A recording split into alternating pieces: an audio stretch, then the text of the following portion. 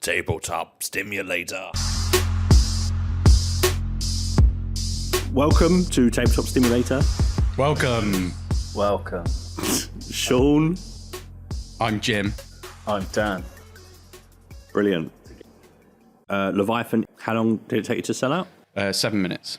7 minutes to sell And out. Games Workshop took over a day to sell out. So on their website, and they're going to have 50 copies in each of their stores apparently. So if you didn't get one from me, go to a GW store. Although it's pointless because this podcast won't be out until afterwards. No, it won't be out until If you've gone to a Games Workshop store on time, you were clever. Well done. So I was really disheartened by the whole release, even though I sold out of everything I got. But I would have liked to have a lot more than I did get. I was really deflated after release, basically after pre-order, just because. Well, I still am, just because I kind of realise how much of a struggle it is dealing with them as a company. Their customer base is too big for them, basically, and they're not managing it well at all. Everyone's websites were crashing with it. Yeah. Yeah, I mean, mine didn't, but then I didn't have 10,000 people looking at it all at once. But I was going to say in the last podcast, you said that the supply issues you put down to they're producing lots of this box. Yes. And the surprise and the disappointment would be if they don't have enough of the box. Did they have enough of the box? Not for me. I think they did for themselves. I think they focused on making sure that their stores and their web store had enough product, and it did, in my opinion. The fact that if you look at Indomitus, they sold out on their website in 10 minutes or something like that for Indomitus. But like we said, it wasn't until mid-afternoon on the Sunday that they said they sold out on their website, and they're going to have them in their own stores. I think they've got it mostly right. I think the issue is that they've got probably too many independent trade accounts, and they don't really manage them at all, and they probably don't have a clue how most of those businesses function. So, for example, here, obviously, I've got a store that mainly focuses on gaming, so wargaming, so tabletop wargaming, card games, role-play games, board games, right? But I would imagine the majority of their accounts are like random toy shops and things like that maybe have a rack. So maybe give them 3 meters of shelf space. And they don't have a community that plays in their store, and they probably don't have any idea about their product. So if at least half of their customers are like that for trade accounts, I don't think those accounts are necessarily good for the community. They might be the only place you can get stuff in that area, so that's fair enough. But even if you look at just like Western, I mean, there's a couple of other accounts in Western that are that kind of account. And I'm not trying to belittle them or anything, but they're not serving the community in the same way. I think they're never going to push as much product, but obviously they need their fair share in Games Workshop's eyes. So if I'd have had their share of the product for Western, this area that we live in, I wouldn't have had as much as I needed. It's again, we're at the Expo, Shawn and I, a couple of weeks back. The Games Workshop stand was great. Like I say, from a marketing point of view and from an optics point of view, it looked amazing, it looked great and very flashy and smooth and slick. And then you think behind the facade is this it's like Excel spreadsheet. They put wallpaper over a mouldy wall, haven't they? Yeah, exactly. And it's not fair on the retailers like you who've got customers that want to support their friendly local game store. Yeah. So I had a look at the analytics on Monday. I haven't looked at it since. So that was 2 days afterwards, right? So the analytics for Leviathan was over 800 people had looked at the page before by that point, and I only got 69 copies. So I wanted a few hundred, obviously, but I only got 69. So I'm there thinking, well, okay, so I could have sold more than 10 times. Potentially sold more than 10 times what I wanted. Obviously, if they'd have made enough for people like me, maybe less people would be searching for it, I guess. But I like to think my prices are competitive, so maybe that's why I had those sort of numbers. But it wasn't top of the list for the last month. Unsurprising for some probably. The Ashes of Faith Kill Team box, which I only got 2 of on my initial order, had about 9,000 views. Your choice or their choice? For pre-order? Oh, for pre-order? No, I was only allowed 2. Yeah. Only allowed 2? Yeah. 2 of this brand new product. I used to be allowed 50. I used to say, you can have up to 50 of a new item. Some items are less, so if it's like a limited release, you might only get 20 or something. Team thing, because we've not really spoken about Kill Team, and I've been interested in it. I picked up the Oxarius box set, because you had a few of those. Yeah, was that the first one? Yeah, the first one, the I had loads of those. one. Yeah. That was back in the good old days. And then there's been a few that have come up, and it's like, oh, that looks interesting, but then I always see it after it's come out, and you can't get it anywhere. Yeah, so... And they're limited releases, right? Most of the Kill Team boxes sell out on pre-order, and most of them I don't get enough. Kill Team's actually getting really popular down there as well. There was 6 people in playing it last night. I know 6 isn't a big number, but that wasn't all the players. There's context in it. Yeah. If it's 6 centipedes, it's not massive. But if you were like, there's 6 elephants in the shop, it's like, if I had, shit. If everyone gets 6 Leviathan box sets, that would be amazing. Yeah. I did. Oh yeah, I did actually. I was really pleased with our community as well as the people who ordered on my website, because I put in there that you could only order one copy. But there wasn't actually, because I'm stupid and I haven't suggested it to my IT guys, there wasn't a way of me putting a cap on how many of something people can build. So that's something that's going to get added to the website. Buy even. But nobody tried to order more than 1 box. They all did as they were told. So well done, you lot, all of you. I'll cut this out. It's when people come to pick it up. And you're like, haven't you just been in? No, these are definitely not glasses with a moustache attached. Yes. It's the same name. It's got an E on the end. My name is Bo Jogs, not Joe Blogs. We've got a new account for a Fandord. Yeah, Fandord. I have got a question about box sets. Go on then. And I want your opinions on it. Included scenery in box sets, yes or no? Oh, that's difficult. It depends what it is. I think I say yes, but it does depend on what the game is. So I really like it in Kill Team and Warcry as well, because you buy that box and you don't need any more terrain. But my issue is with like 40k and AOS, you buy a box that's got terrain included, and it's not enough to play the game. You need to buy more anyway. So it's like, and then they bring out terrain boxes, but it's all the same terrain. So it's like, yeah, cool, you can buy this, but it's like, it's a whole table of bunkers or a whole table of buildings or a whole table of woods. And it's like, I get that they're trying to shift a product, but it's like, it's very rare that they bring out, one of them was just like a table full of pipes and stuff like that. And it's like, cool, it covers a whole table, but you're giving me one terrain option. It's like, it's not very fluid. No. They don't go, here's a table of terrain for competitions.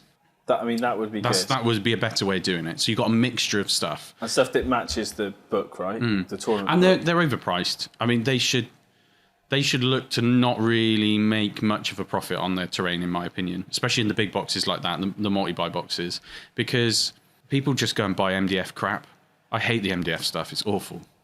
It's got no life to it. You know, the GW terrain's got a lot of life, and in my opinion, they should be trying to get it on every table, and the only way to do that is to make it more affordable. We're all fondly looking at some runes on the table right now while we discuss most of my tables upstairs, the intention is long term that all of my tables upstairs, when I run a 40k tournament, will only have GW plastic on it.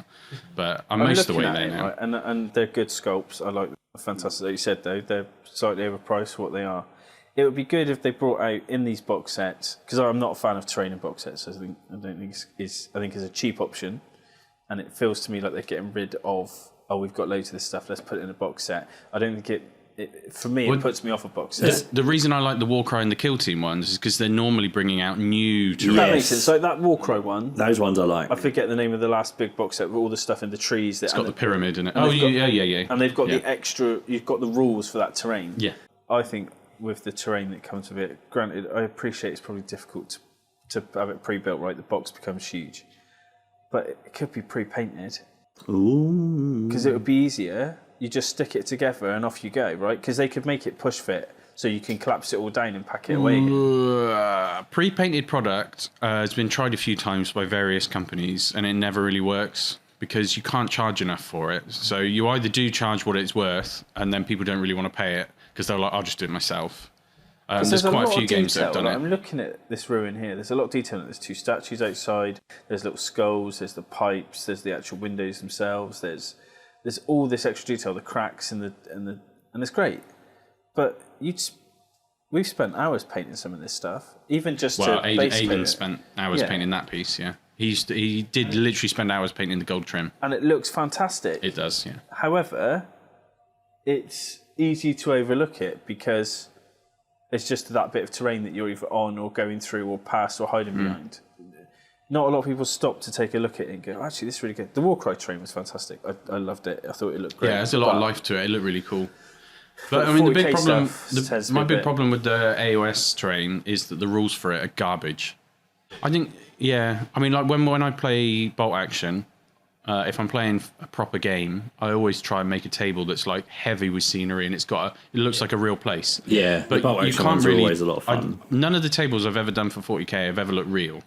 They don't look like a real place. And I know it's sci-fi, but I mean, it doesn't look like anyone would live there. Also, like, you've got all the ruins that basically look like bits of churches. It's always wrecked. Well, yeah, okay, it's blown up, but I don't mean that. But I mean, like, it doesn't look like a place that it just looks like, here's some line of sight blocking terrain. Here's this kind of terrain. Here's that kind of terrain. The pictures you'd get on the like Urban Conquest, they look pretty good for as showing a cityscape. But like you say, I mean, you kind of need that specific terrain, and their terrain is really expensive. And then if you wanted to recreate that across a load of tables, yeah, and also you'd need the terrain to be so dense you wouldn't be able to play around it. You need the right mats as well to for the streets. And don't get me started on their cardboard crap. So you play Necromunda a lot, right? Mm-hmm. Terrain's important in that. It is very important because you have to build that. I have to say, our Necromunda terrain here is excellent. It is excellent. It is excellent. But without look after the right amount of the Necromunda terrain, you can't play the game particularly. It becomes quite boring and quick, right?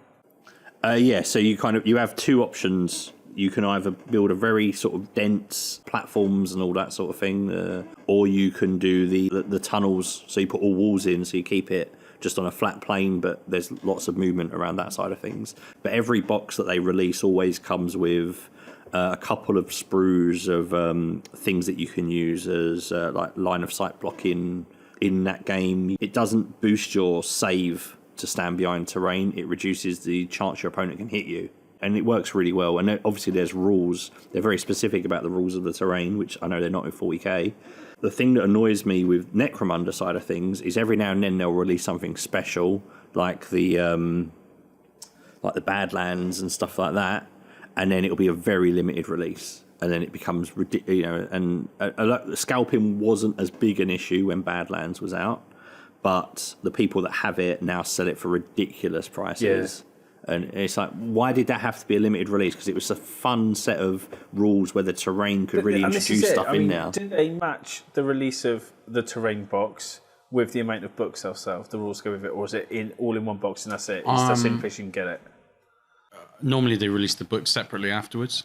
So there's a good chance. I think actually we kind of expect a bit too much out of manufacturing as well, though, because they have to plan ahead for what they're doing. They have to try and squeeze a lot in, and if they haven't got time to make more of something, they can't make more.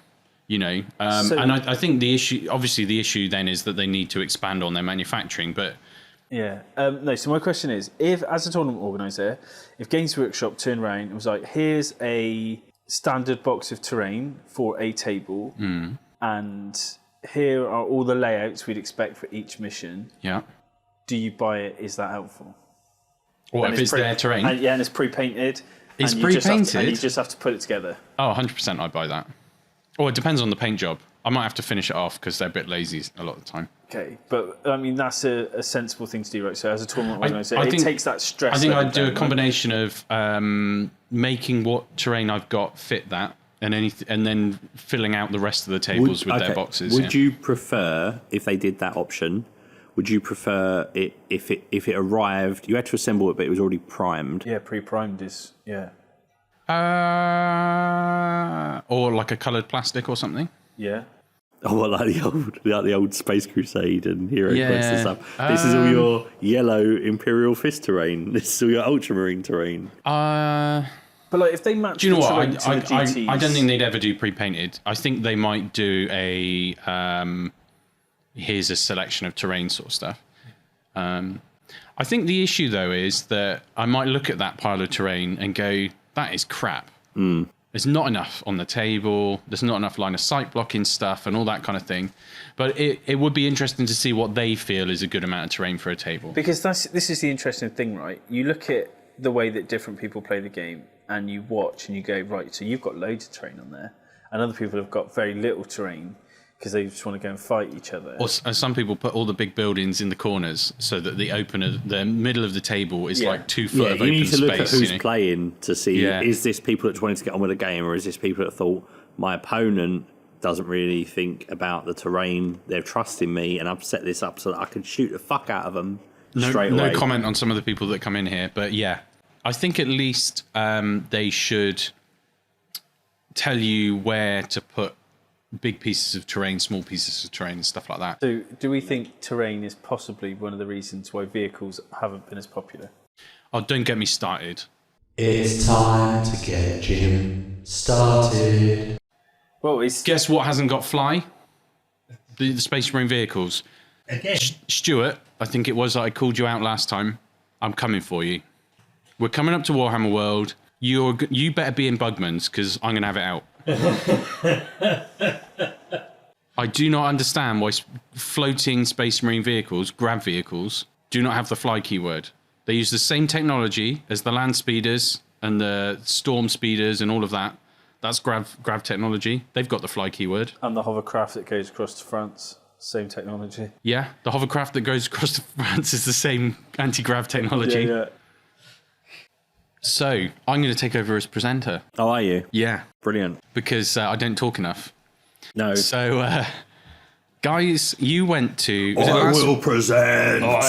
And last weekend or the weekend before? When was it? 2 weeks ago. 2 weeks ago.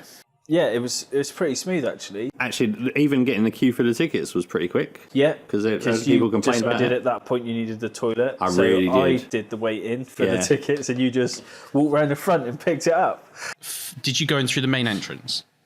Yeah. What was your first impressions as you walked in, Dan? This is big. That's what she said. Okay, Shawn? It was. I mean, I could make up something grandiose. Go, I just had a overwhelming sense of the enormity, sheer expanse. My sense when we walked in wasn't so much about the expo. It was more like, this just feels like we're in an airport. Yeah, we did say that, didn't we, a couple of times? Was it that like big? Yeah, it feels airporty, yeah. But then... Or shopping centre-y. It's hard to tell difference. That weird aircon smell. What did you do first? Did you go and look at... game? Did you do any demo games or anything like that? Yeah, we played. So one of the mistakes I think we made was not getting to like the Asmodee stand sooner and putting our names down to go and play games, because it wasn't clear that's what you had to do. In a lot of places you would go to the stand, talk to the people. If there are games available, you could book yourself in to play them. Mm-hmm. We played, is it Ascension? Yeah, a bit of deck building game. Which I actually really enjoyed, and I didn't think I would, because I don't know. The woman doing it though was like a circuit lifer. Yeah, that's her job. Is she goes to these different shows. She's given the rules for a game. She has a bit of time to learn it, and then she spends a few days just demoing that one game, and that's just what her job is. So this game, she'd just been introduced to it a few days before. She wasn't enjoying it. She wasn't enjoying it. So she was just like, yeah, and then that, and then I'm just going to do this, and then I'm just going to do that. She was in no way incentivized to make us buy it, but also like show us what the strong things are for us to win. She was just she was just like, and I'm getting that one because he's like, that's the powerful card, and it's like, we don't know what the powerful cards are. We've never played the game before. So what you're saying is she was really crap at her job, or she was exhausted, perhaps. Yeah. There was one game, that solo card game. I forget the name. Oh my god, that game! I mean, the artwork on it looked great. It was beautiful. But just the guy talking about it made me want to just kill myself. If you think of the cover art of like Vampire the Masquerade, that sort of art style, right? It was really nice. It was really kind of like very gothic, very dark, and that was the whole point. And the artwork was truly brilliant. But the guy describing the game was like, I walked away from it feeling way more confused. And I was like, so this is only a single player. Well, you could make it a 2-player, but you'd need 2 decks. And then you have to go in, and the whole point of the first time you play is that you fail. But then you continue to fail, and it gets harder and harder and harder. So it's like, right, so to win this game, I literally need to be extremely lucky to get through it. And it's like, yeah, but it's set in the world of the other 2 games. And they multiplayer, well, they can be or they're not. And it just felt really bland. And I was like, you've got all this beautiful artwork and all this beautiful looking game, but the actual game itself, it felt a little bit like Elden Ring. Like they're hard for the sake of being hard. Yeah. And that's what that game felt like. And I walked away from it being really disappointed, in all honesty, because it sounds like great. a sort of game you need, like, if you've got a lot of time on your hands and you don't socialise, it's probably a good game. But we also looked at some other games that were out on the floor there, right? Like the He-Man game, which was vastly really disappointing. The models were awful. It just looked like some of them just look like they're licensed cash grabs. There was a lot of that. I had a pet hate, which was when they have a game that obviously has like a rule set, and then they just republish that game with just like a different era. There was the army box. You know, the transport people, like move your army. Battle Foam and KR and stuff like that. They were there, and that was great. And the stuff looked really good. You looked at it, and then I don't know. I always struggle with that stuff because I look at some of the prices of the stuff that you need to buy to transport a decent sized army, and you're like, it's going to cost me £200 to put it in bits of foam, and it's not like you can. It's a bit addictive as well. In that most of those companies do custom trays for this model, and you'll buy it, and you'll be like, say you're playing Death Guard and you've got Mortarion, you're like, oh, this tray fits Mortarion, and it's got space for 2 Blight Haulers or something, and you look at that and you go, well, I need to get 2 Blight Haulers now to go in those spaces. And then you're like, oh, this model doesn't have a special slot to go in. I need to get a custom tray for all of this stuff. And I think there must be so many people that have just got, they might only have 1 or 2 cases to carry them in, but they'll have all these trays, and then they'll be like, oh, they're doing a special edition case for this, so I'll buy that. And, you know, you spend as much money on the cases as you do on the models. Yeah, there was a lot of retail there, I thought. I was surprised at how much retail was there. And also, what I thought was really interesting was... So where we played that demo game, I forget the name of the people running it, but they had a big store there with all the games on that were there being played that you could purchase, but they were all at RRP. Yeah. And then you'd go to, like, I think Wayland were there, and you could pick up the same game for sometimes £10 cheaper. Some of the things that stood out from smaller outlets, I asked if I could come back and interview them for the podcast, and they were very keen. So I did that afterwards. There was 5 that I did. Dan was with me for a couple of them. Just some of the others. While Dan was looking at some things like the World War II stuff and Funko and that, I just got on with them.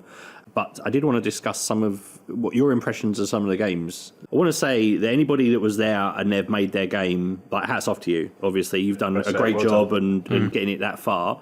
But obviously, there are some things that we saw and it was like, oh, is that sort of the best approach to it?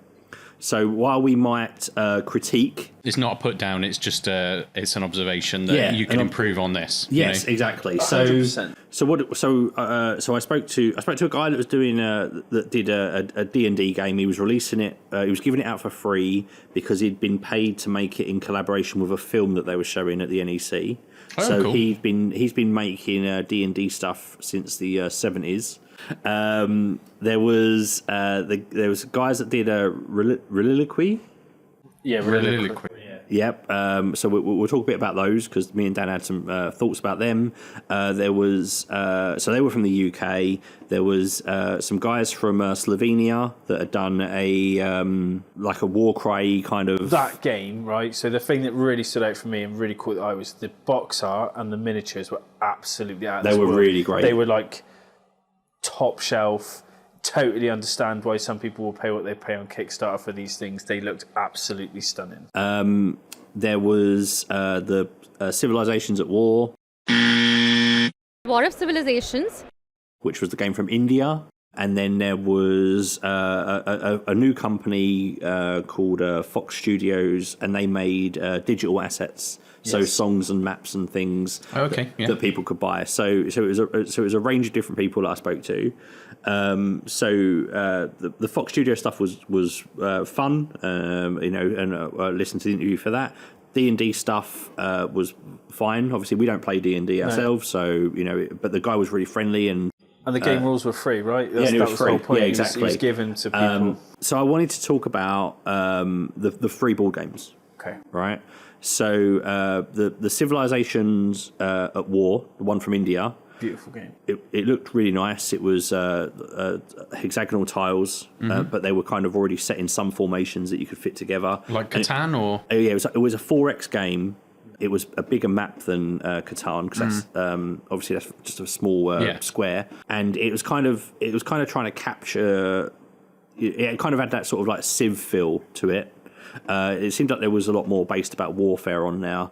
And we saw the game and it was like, oh, that looks fine. And they were kind of, what was their selling point? It was like, this is a game that you can do in sort of like an hour. Yeah, so they kind of It felt really, as a pre-game game. Yeah, that's kind of how they described it. But like, it's very cerebral, and you're going to need to think about it. It's like, well, that's not a pre-game game. That's the game when it's like that. Because they were talking about like games that it's not taco pizza, is it? Yeah, that you'll play for like 4 or 5 hours, and they were like, our game isn't that game. It's the game you play while you wait to play that game.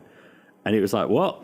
And it was just... Oh, so you mean like Love Letter or one of those kind of quick play... But that's how we would see it, right? Yeah. One of those like games that comes in like... And you don't even need to finish it. When the fifth person turns up who's been missing from your gaming group, you just stop. Yeah. But it felt like the guy that said that to us, I think that was just like his interpretation, because when I spoke to like the person that was responsible for the game that had been building it, the founder, she didn't say anything like that at all. It was a lady called Shelley, and what amazed me was that you saw this game and it's really well polished. They've finished their Kickstarter already. Yeah. Comes out in a few months, but she'd only started that journey 18 months ago. So it was quite an interesting interview, and I thought that was great. But I interviewed her after we interviewed the people at Reliloquy. I don't even know if I'm saying that right. And it's like saying apothecary. And they'd been working on theirs for 3 years.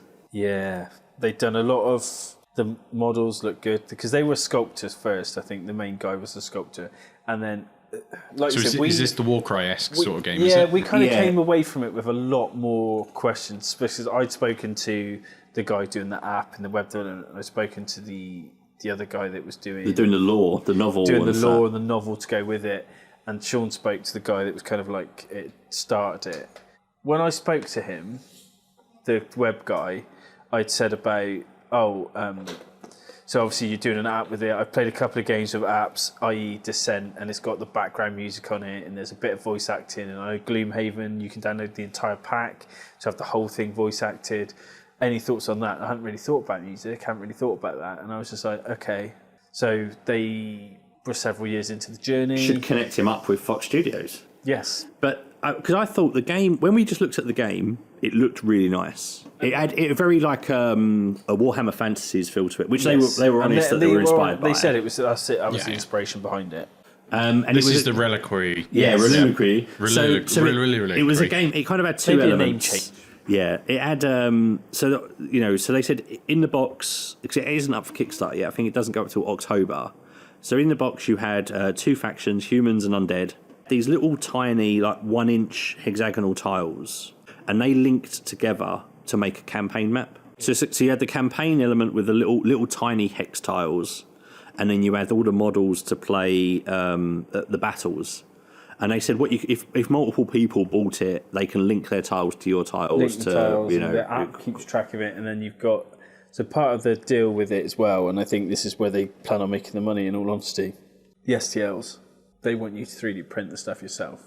They don't want to be making it. They want to sell you the STL files. Then you can print all the bits. So you can expand on your forces and stuff like that. So I don't want to go into the nitty gritty of the elements of the game. To me, it was like, this game sounds great. But then once we kind of spoke to them and got more details of where they were, what you're talking about roster and getting people like with a campaign, in my mind, it was like, all you need is one of those, like the like older games used to come with like a pad of like pre-printed like score sheets and roster sheets and stuff like that, and that's how you kept track of what you were doing. Yeah, that would work fine with this game. Yeah, the low tech option probably would work better. But they were just trying to do it all through the app. They wanted an app. They wanted the story, the lore, so that it's a novel to go. So just trying to modernise an old thing. But it's like, no, it's not saying that's a bad thing. No, but it's what does that give you modernising it, and how challenging is it going to be to keep that running? Because Dan was raising term about if you've got multiple people with their app, how are they linking together? Yeah, how do you get people to link together to play the game? You need to support it. We could do a lobby, couldn't we? It's like, there's lots you could do, but like it sounds like you don't have the vision of what you want to do.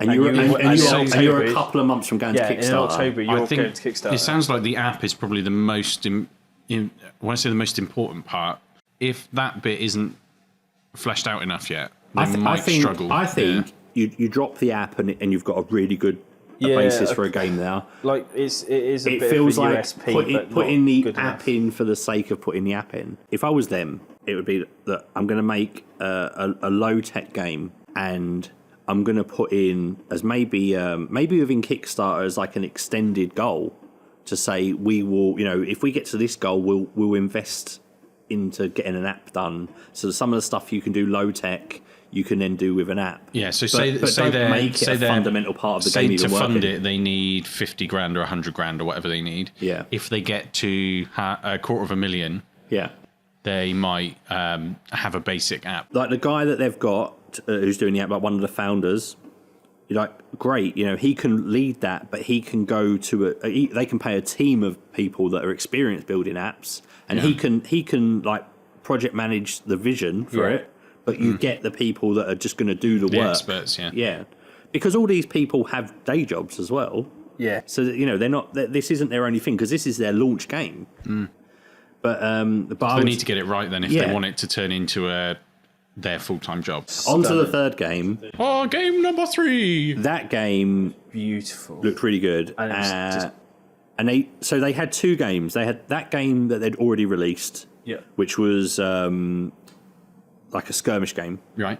It had like a feudal sort of feudal Japanese feel to it. Yeah, it was a fantasy element to it, and monsters and blah blah blah.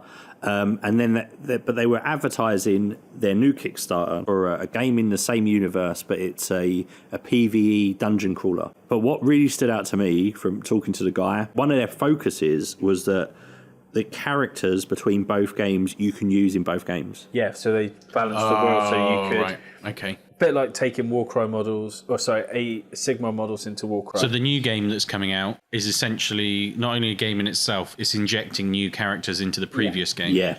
Right. And it was beautiful. Like it stood out. Does that sound like a game we should pick up and try down here? I would definitely be keen to give it a go. Yeah. The guy I spoke to, whose name I can't really pronounce, so I'm not even going to bother trying. Cool.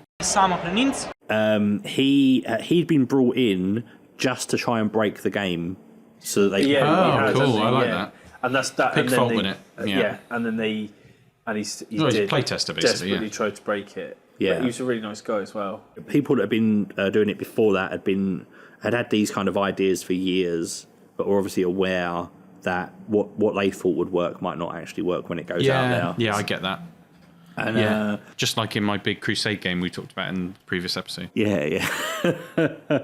So you need to get this guy in. But It turns out the players are all assholes. Yeah. He I think he had he'd spent all his time being an arsehole, and they were like, "You're the right sort of arsehole." We love your asshole. And they brought him on board, right? He's now part of the team. And I think that was the cool thing with him, because you asked that question as well. I think it's in the interview about, does the guy that initially came up with it all, is his baby, how receptive is he to ideas from other people? And he's like, he'll listen. But whereas and that was the thing with that card game that we looked at, it seemed like this guy was a one-man thinking machine, and that was it, and everyone just kowtowed to what he did. Obviously he had some very good ideas, but it wasn't flexible. No. Right. Whereas, I think that was the questions that you had for some people that would be in the interviews around how receptive are they to ideas. I think, I'm no expert on making games, but I think the best games have got to be team built, because one person's vision is great, but it's going to be focused on what they enjoy most. Let's talk about Catan, for example. It's quite a simple game, but someone might focus on building roads. Someone might focus on dominating one particular resource. God, that was a long time coming. Someone else might focus on the cards that you get to earn points, and it's like you need those different aspects to a game. Whereas if you've got one person's focus on a game, they'll be like, I really like games that do this, and I know more than everyone else. Kind of attitude. Okay, so Expo, right? Just to wrap that up, was there any other things you wanted to mention about it that stood out? To me, it was that ridiculous, and we didn't interview them. They don't know who we are. They'll never listen to this. The role-playing game stand, which had all the movie franchise role-playing game rulebooks. Oh, Christ, yeah, that was dreadful. Which were big books in addition to you needing the core book, which was 500 page. So it's a 500 page D&D rule set. Yeah, 500 page D&D rule set. And the thing is, it wasn't even an original rule set. It was based off 5e. Yeah. Oh, so it was their own version of it? Yeah, their own version of 5e. They managed to expand to 500 pages, and then literally they had any movie you could think of that may or may not have had a slight sci-fi bend to it. And they were like Big Trouble in Little China? Yeah, literally anything like that. It was that'd be a Back to the role Future, RoboCop, Aliens, all that sort of stuff. It was like, we've done a rule set for it. And it felt a little bit like, have you got a license for that? Because it didn't feel like they had a license for it, but they'd managed to make a game based on it. Was it expensive as well? You didn't even look, did you? No, because I had no desire to carry that book. And the woman was like, you ask her a question, she's like, he knows, he wrote the book. And you're like, cool, but we're not speaking to him, we're speaking to you. She's like, I can get you to speak to him if you want. Like he was some sort of, God amongst men. And I was just like... So among the role-playing community, he's probably like, oh my God, it's Terry who writes so we said, books. We're still doing our first recce. We'll come back. And we never went back. No. There was one game that game that we mentioned that you might be interested in, Kingmaker. Right now, the game massive board, medieval UK, different fiefdoms. War of the Roses. It was War of the Roses. War of the Roses sort Isn't of thing. That an old game, Kingmaker? Yeah, it was an old game, right. and they've redone it. I was going to say, I'm sure I've heard of that before. Yeah, so they said it was a game in the 70s. They've redone it. Yeah. Right, and we thought Jim will like this. Especially you because clearly don't know me said, very well. They Because said War about of the Roses is not my thing. 100 Years War is my thing. Because they said, it wasn't the exact period. It was just when they said that the artist had been brought in specially, and had put the research in to make sure everything was historically accurate. And it was like, oh my God, Jim. If Jim heard this, he'd be running through carrying all the copies of the board. Unless the artist is Graham Turner, who does a lot of the really superb art for a lot of the Osprey books and stuff like that, I find it likely that I will be able to pick at least one hole in this. Well, we should connect you. Shall I get a copy? Yeah. It was. I especially like the drawings they've done of the electric armor. That was really good. because apparently they had Iron Man style armor back then. So that was cool. They had expandable shields. I'm not going to bite to that because that's just stupid. And the expanded laser foam shields, maybe jousting sticks, light sticks or something. Jousting sticks, yeah. That sounds about right. Yeah. No, but the game did look good. And what made me laugh is one of the game modes was literally this could take 10 to 12 hours to play.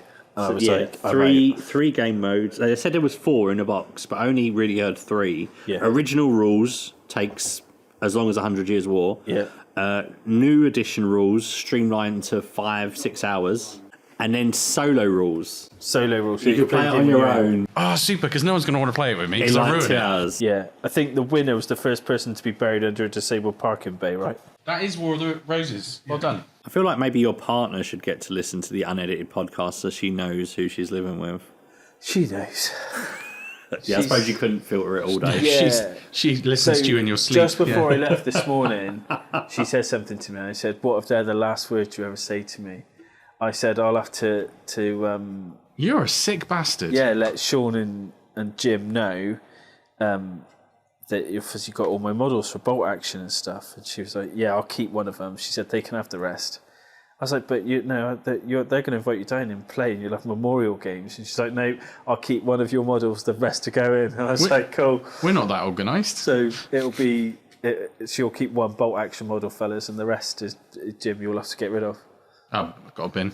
Yeah, that's good. You just put me in the cabinet. That is literally what's going to happen to all our stuff. You know that, don't you? When we shuffle off this mortal coil, they're going to be like, "Oh my god, look at all this plastic crap." Stick it in the bin, not knowing that's like 1,200 quid worth of stuff. That's really nice of you, mate. Yeah, you're basically suggesting that my business will be gone by then, and all my stuff is all related to here. Yeah. So I'll just sell it on quiet. I'd like to think by the time we retire that most of the stuff we've got now will have all gone into some sort of recycling, and we'll have like this really great green product that isn't killing the planet. Solvent green. Yeah, but until then, I'm going to carry on selling plastic. Yeah. Yeah. Although we'll go back to metal models. Oh God, no. Oh, I think actually one more thing we do need to call out is currently upstairs is the fight of the millennia between 2 years running champ Jen, and Nyron, who's not a champ at all. He's a chump, if anything. And it is their final game of 9th edition, and whoever wins will forever be crowned champion. So obviously we all know it's going to be Jenna, because she's a better player. But Nyron, if you could try and play the game better, stop getting your rules wrong and cheating, that'd be really appreciated. I think, if anything, he overhydrates with that massive bottle. And that's probably leaving some kind of confusion. The only reason he's got some form of muscle on his body is because he has to lift up that water bottle that he carries around. It's insane. It's almost like a water cooler bottle. It just carries it around. It's like you're overcompensating.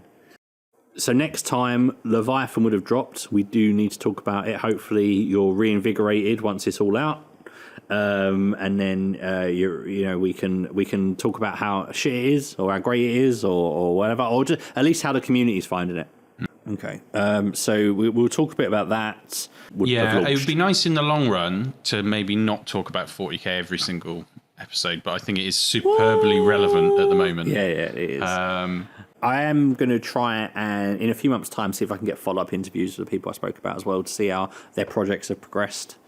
Right, I don't know why I forgot to say this earlier. The Expo, UK Games Expo, I'm tempted to go next year. Mm-hmm. Do you think it's worth trying to do a bunker trip there and getting as many people there wearing bunker tops as possible? No. I know not that we all hang out together, but Wasn't there somebody you wore in your bunker top? There was someone that recognised it. To represent. Someone recognised the bunker? They did. We need to take Tabletop Stimulator one for next year. Will was there? You didn't bump into him? No, didn't know Will was there. I've got someone coming in, so I need to so let's wrap it up. No song then. Goodbye. Goodbye. Goodbye.